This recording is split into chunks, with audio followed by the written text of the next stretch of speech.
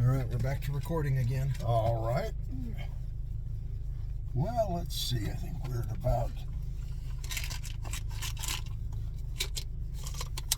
10, 11 years old. Yeah, I think we've bounced around a little bit as far as just the early years of... Yeah. I remember you telling me about chickens and that they usually didn't live too long. One, they were food, but if you ever forgot to feed them... No. Even one day, your dad was what? He's out there putting them in the pot? Well, the rule with pets in general and our food storage on legs, they got fed very religiously twice a day. And Dad's method of feeding them was put the food in front of them, and if they didn't start to eat, if they stopped eating and looked away from the food was over. You'd pick it up, clean it up, put it away. So when it was food time, you had their full attention. Because they didn't get a second chance at their meal, huh? Yep. So. But I thought you told me that if you didn't feed the chickens, then that was the end of the chickens. Like, Dad would convert them into food. Oh, yeah. Well, but there were times when Mom would say, Roscoe, go get us a chicken. I mean, that's something. Go out and jerk the head off the chicken and bring it back in, and then Mom would pluck it. Sometimes she'd ask you to pluck it. If she asked you to pluck it, of course you plucked it, and that's a nasty job. Plucking chickens is no fun. I'd much rather slaughter a rabbit. Rabbit's easier because the way you skin a rabbit is you virtually just take its coat off. And with a chicken, you had to take all the feathers off, but then you had to pick out the quills. The quills are little things that are sticking in the chicken and they're a bugger. Anyway, but yeah, we did that. And then, the lamb and the goats, Dad didn't, or I didn't do any of the slaughtering of those. We'd always take those down to, there's a couple of different places that processed meat. The biggest one was Cudahy, which was right straight down that street we were just on. Cudahy had a processing plant that was down on the other side of where the freeway is now. But you just take them down there. I remember one time Dad taking Anna. Anna had a 4-H lamb. She raised this lamb. Her lamb was her pet. And but it was fall and it was time to. The original plan was to slaughter the lamb. Well, Dad scooped up the lamb and took it. And when Anna found out that he had taken her lamb, she went absolutely berserk. And so he went back down to Cudahy and said, I need to get that lamb back. And they said, well, the only way you're going to get it back is in pieces. Oh boy. Yeah. So he did have a soft heart. Oh, he did. He had a soft heart, and the other thing that I will say, and there's no question, he had a different set of rules when it came to taking care of the girls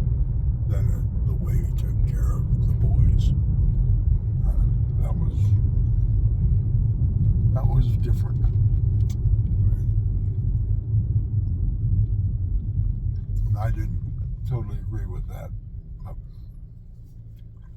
But by the same token, in my own way, I guess, I still, that putting women on a pedestal, that they're special and that they need protecting and they need looking after. Yeah, I think that is something, if you learned that from him, that was a lesson you learned really well, because you've always been that knight in shining armor for the damsel in distress. Didn't matter if they were a blood relative or not. I mean, you see a woman in need, you always have had a soft heart. And put me in jail twice. Oh yeah, I'm sure we can touch on that at some point as well. But I remember you being very firm with me, because I had all sisters in the beginning, right? Richard and Russell didn't come along until I was 11 and 13 years old.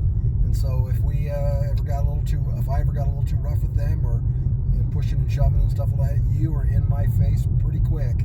Absolutely. And I just remember the phrase was really simple: boys don't hit girls. Ever. Period. Yep. Never. And I believe that to this day. I mean, there's nothing that a girl, I mean, they can make you mad, and boy, do they do a good job of that. But you got to be in control. That's in control of your emotions. Yeah. You don't raise a hand. There's no reason to. No. Walk away. No reason to do that. And that's still my philosophy, and it always will be. And you feel like that was a lesson learned from your own father? Oh, absolutely. He was good to your mom. How did your parents meet? I haven't got a clue. Well, yes, I do too. Dad was in the CC camps. That was during the Depression, to try to keep people working. They created these conservation camps, and they got paid $1 a day. And they got to keep $5, and they got to send $25 home to their families. So that's the 30 days in a month. Yeah. Okay. And Uncle Leslie was in the same camp with Dad. And Uncle Leslie was your mom's brother? Okay. Yeah. And I'm going to show you one of those basement houses right now. That's right. Oh, there it is. That was one of those basement houses. Yep, it just has a little A-frame roof on top of the basement and a door going down. Yep. But Les and Dad carpooled, in essence, because they were down in Escalante is where they were assigned in the CC camp, and they'd get a weekend pass. Well, they'd carpool to get back up to Salt Lake, and Les introduced Dad to Mom. And at that time, Mom, during the Depression, she was a housekeeper for some people that were well-to-do, and so she was a housekeeper, and Grandpa, her father, was a painter, and As in like a house painter? Yeah. Not like an artist, per se? No. But a house painter? Yeah. Paint fences, paint garages, paint houses, paint buildings? Paint the ceiling in the tabernacle. That's one of his quests. Okay. And then I always hear about Uncle Jed. Uncle Jed, to my knowledge, he worked for Hill Field forever. He was, again, a machinist. But that is an uncle on your mom's side? That's Dad's younger brother. Oh, it's your dad's younger brother. Yep. Who's the one that when they put their fingers together looked like a jigsaw puzzle? Oh, that's Grandpa Dean's. That's my mother's father. Because he was a painter and they had lead paint, he lost the tips of his fingers at different lengths. That's what I was always told, but I've found that there's an account that I've read that when he was a teenager,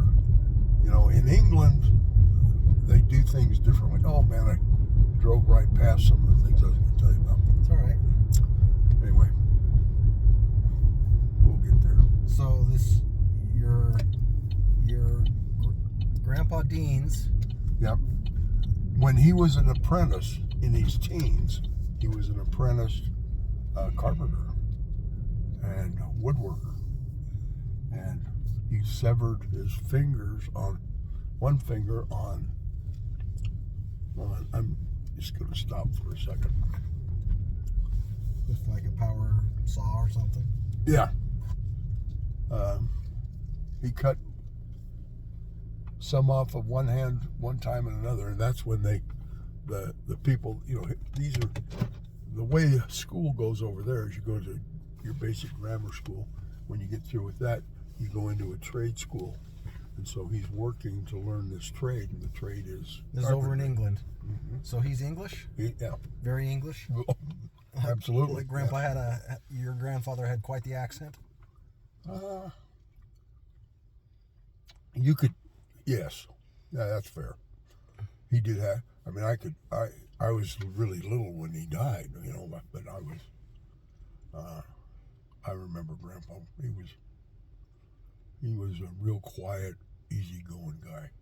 But he could put his hands together between the loss of fingers on each hand, and it looked like they fit together like a puzzle piece. Exactly.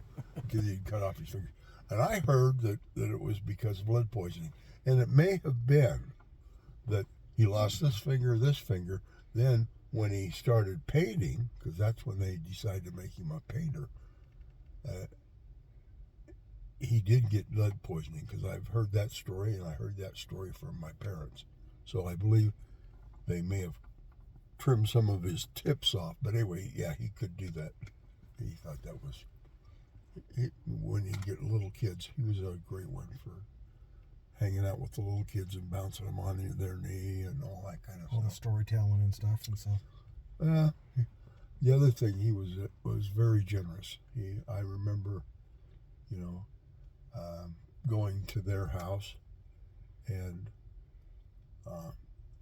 when we went home, before we went home, Grandpa would give everybody a silver dollar.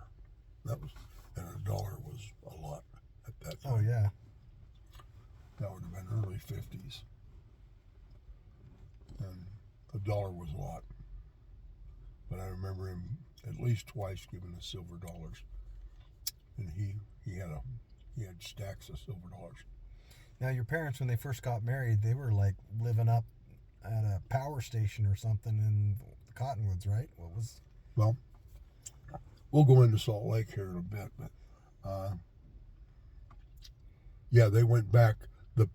When Grandpa went to jail, to Neal Island up in Washington State. Okay, so let's make sure we are talking about the right Grandpa. This isn't Grandpa Dean's the painter. This is Nathaniel Baldwin, the professor at Brigham Young University back then, Brigham Young Academy. Yep, and also in Stanford. And at Stanford, and then he gets it's the Depression era. He's got what? He hires his own baseball league. I mean, what's oh the yeah, stories no, there? Grandpa was not a very good money manager, and he was also he should have patented things that he didn't, and right. Well, I don't know about that. He patented what he could, I think, or at the time, but he was the contemporary with Milo Farnsworth. Yes. Well, he was actually. I mean, Marlowe was young at that time. Marlowe actually worked in Grandfather's factory that we're going to go see, and was developing the television at Grandpa's factory when he was there. But yes, Marlowe Farnsworth worked for my grandfather at the factory. Anyway, so business wasn't his forte, inventing was, and so he had some business partners that ended up taking him for his money, and then... Well, a couple of them totally disappeared, and I don't know if they went to where they went, or if they were put someplace. But anyway, Grandpa was the one that took the fall. And they opened a couple of companies. One company was called Omega Investment. In this company, they were lending people that were getting their homes foreclosed on this is going into the depression. Okay. They would go out and they would step in and help them save their homes. Yep. He also built some homes and gave them away. Or he didn't mean to give them away. He was supposed to be getting paid for them, but he didn't. And anyway, he got himself in trouble, and they came in, and he went to jail. He was sentenced to 5 years, and he only did 3. Got off for good behavior, and they sold.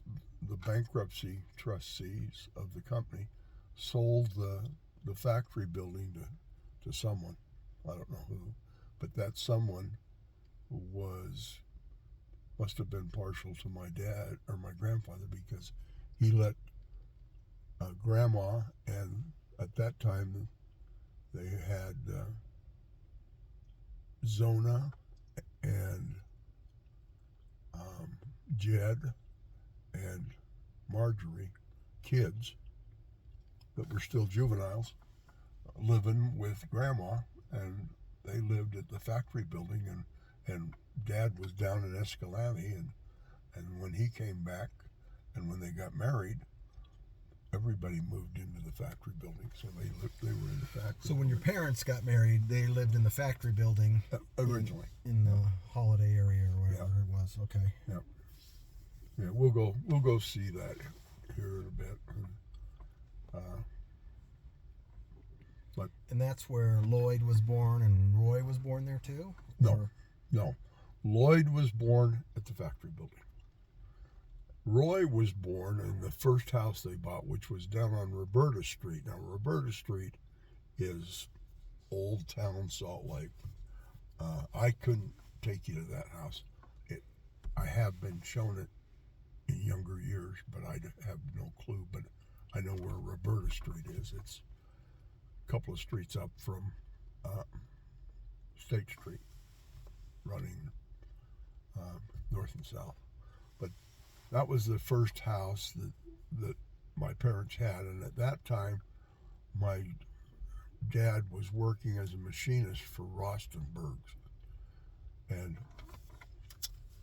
he did pretty well there for a while, and then things got tough, and so they moved up to Huntsville. And up in Huntsville, Dad took a job running a little corner gas station that had an apartment in it. And so they lived in the apartment. And that's where have I told you the story about Grandma babysitting and the heater? Mm-mm. Okay, that's a good one. Yeah, we got to talk about that. Anyway, they lived up in Huntsville. And Dad ran this station. And the other thing he did is, he did lube oil filter changes on cars and kept the old oil. And then he built a furnace that he could burn that oil in to heat the house. So he'd taken the reclaimed oil and used it as fuel to warm the house. Yeah. Okay. And he designed it so that, if you wanted to increase the heat, you increased this little valve. You turn that valve, and it would increase the heat. Right. And if you wanted, but there was one thing about this particular type of valve, and I'm not a machinist, but this valve, to close it, to turn it off, you had to turn it all the way on and then all the way off. You couldn't just turn it down, because it wouldn't go down. You had to take it up and then down. Dad forgot to tell that to Grandma. Anyway, Grandma's there, and by Grandma, you're talking about your mother. No. My grandma. No. Grandma Dean's. Oh, okay. I'll try to stick the names on them so you got it. Okay, so this is your grandmother and your dad. Yeah. So Grandma Dean's is living with your parents. No. she came up to Logan to visit. Oh, okay. And because Mom and Dad, they didn't have a car, they didn't have any way to go anywhere, and they were just there. Well, she was coming up to give them a night out. I don't know where they went, but they also used her car, Grandma's car, to go on this date. So Grandma Dean's is babysitting Lloyd and Roy? Lloyd and Roy are both born, and I don't think, Lois was born in Logan, or in Huntsville, but I think this happened before Lois. Okay. But anyway, Grandma's a little cool, so she goes over and she turns it up. Well, then it gets a little hot. Too hot. So she goes and she didn't take it all the way to the end and back. She just turned it down. Well, that doesn't make it change. It's still too hot. So now she's getting panicky because it's really getting hot. So she's taking and putting a pot of water on top of the furnace, and the water bubbling and boiling and steam everywhere because she's trying to cool things down because it's just her and the boys in this house. And it's that way until my parents get back. Dad does a better description of it than I gave, but when they walked in, this place is just steam so thick you can't see. She seemed to think the steam would cool things down, huh? Well, that's what she was thinking. That would help use up this heat and dissipate it, but it didn't. But anyway, Dad went in, of course, turned it all the way up, turned it down, and everything was fine. But she was trying to poach your brothers. My poached dad, eggs. Yeah, my dad delighted in telling that story 1,000 times. And my dad and my grandmother Deans, they also had a kind of a little feud. My grandmother, I never heard her ever call my father Kelvin. It was always Calvin or something else. She deliberately did it She to irritate deliberately mispronounced his name every time she spoke it. And those two, it was silly, the feud those two had. Was your Grandma Dean's, was she hardcore English too? Yes, but she wasn't born in England. Okay. She was actually born in Farmington. Okay. As was my mother. There's a house in Farmington that is no longer there now, but if we went to the Farmington Museum, there are pieces of that house in that museum because there were some very nice leaded glass and stuff that my cousins saved from that house. That house is known up there as the Anderson House because that was the last owner was my grandmother Bertha Dean's sister lived in that house. She was the last one I know of that lived in it from our family. But that's where in that house is where both Bertha, my grandmother, and Helen, my mother, were born in that house. Okay. And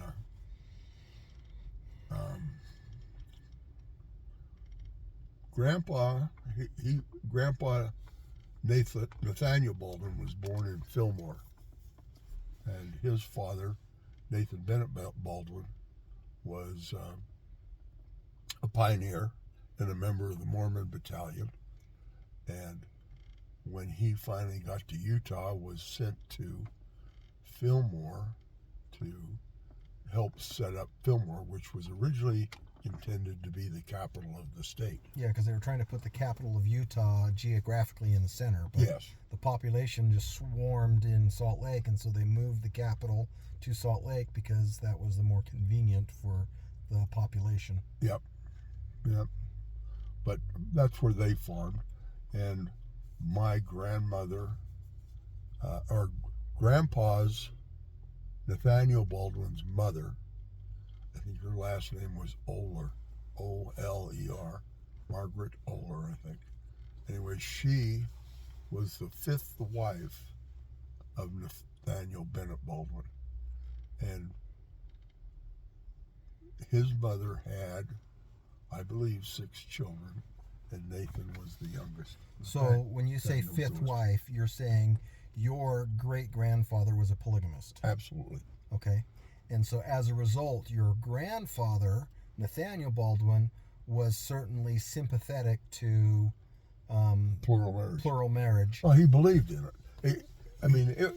It supposedly came from a revelation to practice it in the beginning. Yeah. And Nathaniel Bennett Baldwin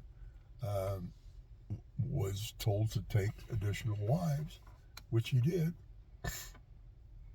of which number 5 was Margaret Oler, and that was Grandpa's mother. Okay. And then when your grandfather, Nathaniel Baldwin, got in trouble in the Great Depression with financially and things like that, and my understanding is he kind of crossed even the prophet a little bit.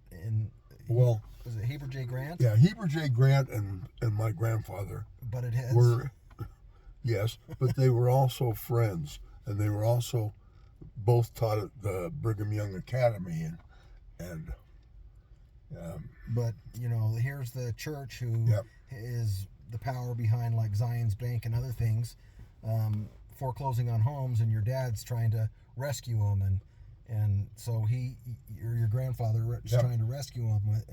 He actually hired people to stand in front of Beneficial Finance and Zion Bank, and people that were going in on foreclosure, they'd give them the money to keep their house. That was one of Grandpa's ideas. Anyway, needless to say, that Heber J. Grant came out and told him that if he continued in his ways like that, that it wouldn't be good for him, and he ends up getting himself excommunicated, right? Yes, but not only that, Heber J. Grant, the quote that I heard is that he said to Grandpa, if you don't change your ways on this and get in line, you're going to die a pauper. And this is when he was rich. Yeah, he would have been a Rockefeller type rich, right? Yeah. Baldwin Radio was so big, he was multi-millionaire. By today's standards, the same money would have made him a billionaire. Probably, yeah. Okay, as far as the exchange rate versus then versus now. So he says you're going to be a pauper, and ultimately that comes true. Yep. He gets excommunicated, and because of his, since he wasn't a practicing polygamist at the time, right? Never was. There is a story, and there is actually a woman that I actually have met, but she doesn't profess to be his daughter, but there are those in the family. Again, I was young at the time, so I wouldn't have got all the, but there is a person that is my parents' age that was alluded that it was a second wife, but they don't have anything. And even in the polygamous group, because see, the RCA, which is the one that we hired quite a few of them from out at Riverton. Bonnie Parkinson was like the United Brethren or whatever. Yeah, they call it the RCA, which was Rulon C. Allred. He was their prophet that was murdered. But anyway, they look at him as a real hero to their organization, because he was sensitive to their plight, and he hired their people, and many of them are still. Bonnie Parkinson, I mean, she looked at Grandpa Baldwin as one of the real pioneers, like President Taylor. President Taylor was eventually excommunicated from the church because of his polygamous beliefs, because he went down to Mexico. But anyway, When you say President Taylor, you're not talking John Taylor, the Yes. third prophet of the church? Yep, that's what I'm talking about. How was he excommunicated? Because he was a prophet of the church. He died as the prophet of the church. No, he didn't. You're saying he was excommunicated? Yep. Guess I should check into my history then if you were telling me that was the case. check into that. So you're saying Wilford Woodruff took over from him after Yes. he didn't die as the prophet? No. He got excommunicated and Yep. Wilford Woodruff took over? Yep. Okay, well, I wasn't aware of that. I think that's accurate, but maybe I'm not. Maybe we'll take it. But that's what I understand. And again, but there were groups of people that were living the polygamous that left Utah territory because of that.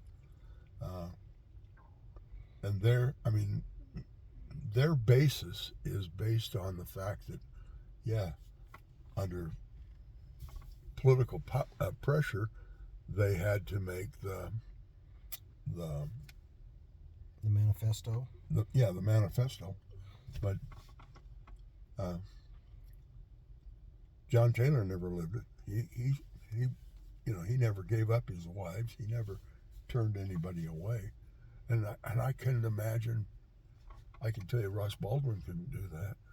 Couldn't turn away from his family. No, and even Lorenzo Snow ultimately was a polygamist and served time in federal prison as a result of it.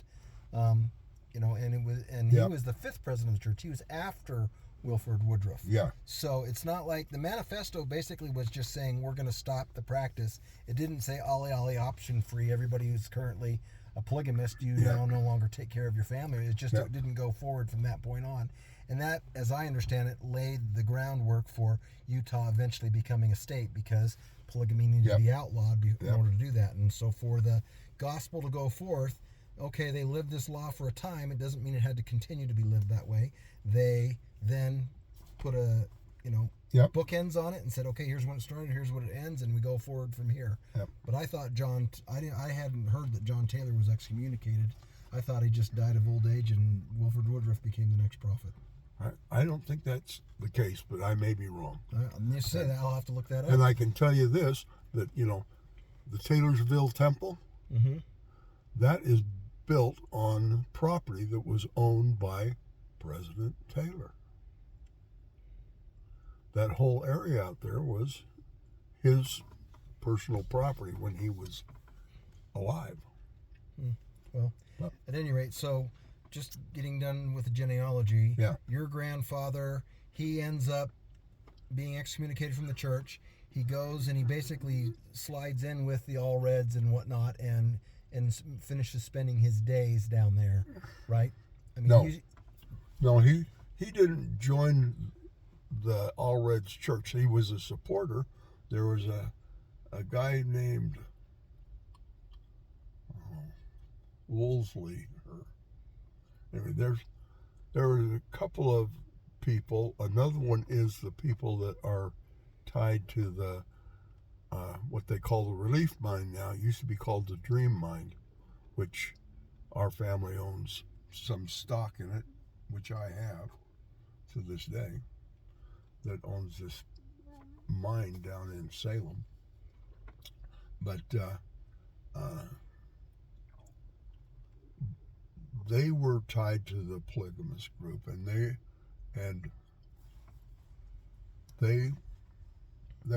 think this mine is some massive amount of wealth in minerals, gold specifically, that's there to in the last days come forth to help save the country. That's their belief. But your grandfather, your dad and your grandfather obviously had some butting of heads as well, because there's letters and things back and forth about differences, whether it be theology or economics or whatever. But that's why I was alluding to earlier that your dad wasn't allergic to money, but after seeing the wealth that your grandfather had, that was ultimately lost, squandered, bad business decisions, whatever. Squander's not the right word, because I don't think he was living frivolously, but he was helping too many people that he couldn't even help himself. And he had business partners that took advantage of him, and he wasn't the business type. He was the inventor type and the workhorse, that kind of thing. And ultimately he ends up finding himself outside the church, excommunicated, and he goes down. You're saying he never joined any of the polygamous sects? No. Though he was now on the wrong, he wasn't a member of the church any longer because he'd been excommunicated. No. Meanwhile, your dad, good member of the church, marries your mother. They first live at the old factory. Now they're up in Logan. Do they go from the Huntsville area in Logan down here to this property? Is that when they end up down here? How long did they stay in Logan? No, they actually they were up there until probably about 38, 39 when they did come back and buy this property. And at that time, Dad went to work, I think, for Remington Arms. It was either Remington or Browning. He worked for both of them, and then eventually he worked for Hillfield too. Because he was a tool and die, and so manufacturing guns would have been ammunition. Would have been right up his alley. Yep. Okay. And that's when they bought the property in Bountiful for $180 and a shotgun. Was the price, as I understand it. So $180 and a shotgun. That's what here's your shotgun and here's your $180. Giving the deed to the land, huh? That's right. He got a deed to 1/3 of an acre. And then 2/3 of an acre is what you said earlier. 2/3? 2/3. 2/3, okay. And it was triangular shaped. The top part of the triangular, the biggest part, there was a square area that really is where we lived. And that the last triangle, we made a garden. We had a chicken coop out there, and we had it fenced so that it would hold in the animals, and the fence so that the animals couldn't eat Mom's vegetables, but they had a place to be. And then the horse was across on the other side. The horse was not on your property then, huh? No, it was. I don't know who owned it, but it was a big open field, and they didn't have a problem with your horse just grazing out there. No. And Dollars had a horse too. D. Dollar got a horse on his, I think it was his 8th birthday. Maybe it was D. Dollar's the older brother of Dennis? No, younger he's brother? cousin. Oh, he's a cousin. And he's younger. He's cousin and he's younger than Dennis. And he's also dead. Today. Yeah. But he was a spoiled, rotten kid that his birthday was Christmas. He was the only son, had 2 older sisters that were quite a bit older. And he was absolutely the apple of his mother and his father's eye. Christmas to him was like, one year he got his horse, a go-kart, and then one other big item. It was 1952. He got his horse, his go-kart, and 1952, huh? So no, 54. 54. I was gonna say 1952 would have made you only like 5. So, yeah. So if he was younger than you, 1 year, and so he was 6 and you were 7.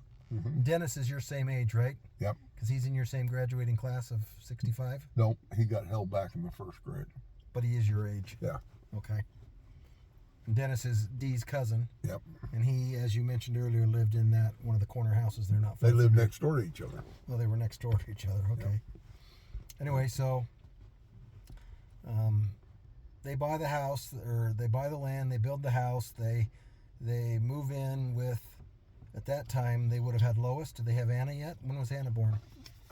1941. She's 5 years older than you, right? Yep. So 1941, Anna's born. Then a few years later, along comes you in 1947, October 25th, 1947. Correct. Couple, 2-3 years down the road, along comes Julia. Julia's 52. 52, and then Nancy the 54. Baby. Nancy 54, and that's all of your actual blood siblings. And then we mentioned that you had at least 4 foster kids, maybe a 5th if you want to. Kathy and Carol came Kathy came first, and she came when I was probably 6 or 7, and then Carol came. In fact, Carol comes in those writings that are saved of Dad's, that are in that family history at Family Search. Anyway, that's when Carol came, and Carol was a year or 2 older than me, and she was really a nice person. And Kathy was 2 years older than her, and she was trouble with a capital T. And in fact, she eventually, in high school, she gets pregnant and marries this guy, Austin Whitmer, who was a different kind of guy, but she's deceased now too. Carol's still alive. But Carol, I haven't seen Carol since she left when she was 18 or 17, whenever it was she left. I'd already gone by that time. So are we sitting here in this parking lot just because there's some significance to this place, or we just needed a place to talk and gather your thoughts? Yeah, just also, this is the Bountiful Museum. Oh, this is the Bountiful Museum? Okay. Yeah. And it's closed. But anyway, I was going to show you downtown here a couple of the other right now things that'll jog your memory on some stories. Yeah, well, there's some of the stories. I mean, I'm going to show you where I met your mother the first time. You didn't even know it. Oh, you met her and didn't even know it, huh? Yep. She used to deliver Grandpa blood. Gramps. Huh? Gramps. Gramps, okay. That's good. That's how my kids know him, is Gramps. Okay, well, Gramps used to print and deliver the top 100 hits for the radio station. And the radio station at that time was KNAK. And I got a job with Dula Sporting Goods, which was right over here. I'll try to stop when we get to it.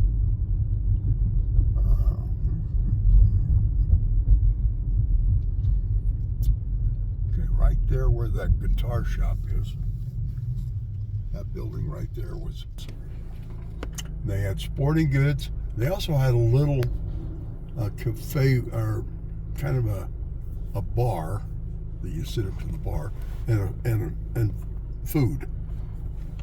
So like in the movie It's a Wonderful Life, the drugstore has this bar where they're serving soda, fountain drinks, and ice cream and things like that. So that's when you're saying a bar, you're not talking a tavern or a pub. You're talking about the old 1950s soda jerk, counter, hard candy, and that kind of stuff. No hard candy, but you could go in there and you could have lunch, you could have breakfast. Like the Bluebird Cafe up in Logan is that way. Yeah. But we also had a sporting goods store, and back in the back corner, they had a record bar, they called it. I had a glass counter, and then I had all these places where I had all these records that you could look through like you would at any record store. And looking at the little 45 singles as well as the full vinyl size 45s hung on the wall, and the albums were in racks. You know, you look through the albums. And your mother was the delivery person for these flyers. I think it was like once a month. She would come in and drop off these flyers that we'd give out to people that had the top 100 hits, name of the song, the artist that's doing it, and some little blurb about KNAK, which was the station. And KNAK is they're one of their big artists there, as far as the DJ, was a guy named Bill Hesterman, and he owned the station. And there was Will Wright was another one. And anyway, when the Beach Boys came to town, they would always stay at Bill's house, and Bill had a mansion up on the hill. And the not Little Deuce Coupe, the one that's talking about the T-Bird takes the T-Bird away. Mm-hmm. That song was written about Bill Hesterman's daughter. Totally. I mean, right down to the Thunderbird and everything. And they wrote a couple of songs about Salt Lake City and stuff. But anyway, they were really big at that time. But anyway, I worked there, and your mother delivered those deals. We didn't put that together for a lot of years later, but she's 3 years younger than you. Her birthday is October 22nd. yeah. And so you guys never really would have overlapped in high school much No. either. Was there high school a 4-year school at the time, or 3 years? 3-year school. So Three. you would have graduated before she ever came to high school. Yes. Her older brother Byron was a year behind you, and Paul would have been a couple years Ahead. Yep. Couple And years I ahead. didn't know either one of them Okay. prior to meeting up with them. But yep, this is where we first met. Duelist Sporting Goods. And then on that corner over there used to be Hayward's Market, and that was the story that goes with Hayward's Market. Is I went there grocery shopping with my mom one time, and I'm a little guy, and Hayward had this big table, and it was sectioned off. There's a car coming, so you I don't know. need to make I your can move. I know this street. It cost me a car once. Your mother was behind the wheel. But anyway, this market, they had this big open table, and sectioned out were nuts. You know, peanuts, walnuts, all kinds of nuts. And when I was sitting there and eating peanuts. And I was cracking eating peanuts, and all of a sudden Mr. Hayward shows up and says, "What are you doing?" I said, "I'm eating peanuts." You didn't know any better, huh? No, I mean, I really didn't. But she said, "Well, did you pay for them? Did you buy them?" No. Anyway, he was very nice, but rounded up my mom, and of course my mom was mortified. And he says, "Well, you got to pay for those peanuts. Peanuts aren't free."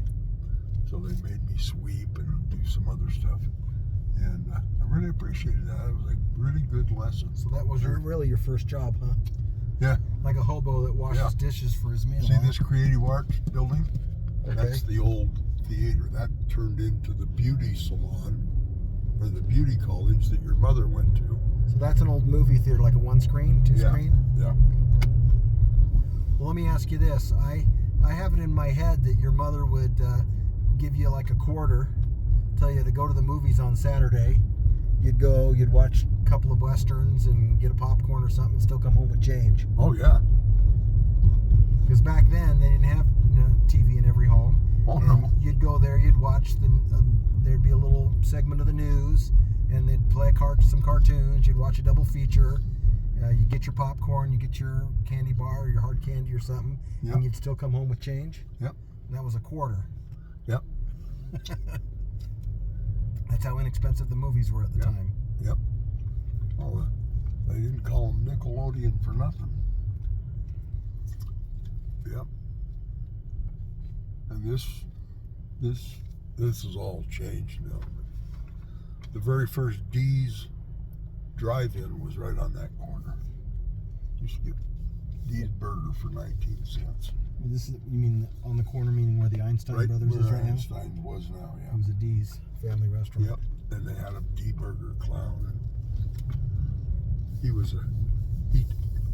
he taught a class that D Anderson, who's the D's in that. The namesake. Yeah. Okay. He was a guest speaker at a college class I went to, and what an incredible guy. But anyway, neat guy. Okay. Right down at the end of this street. This is Fifth South. This is what they call, originally it was called Moss's Hill. Up at the top was the Mosses, and they had lots and lots of orchards.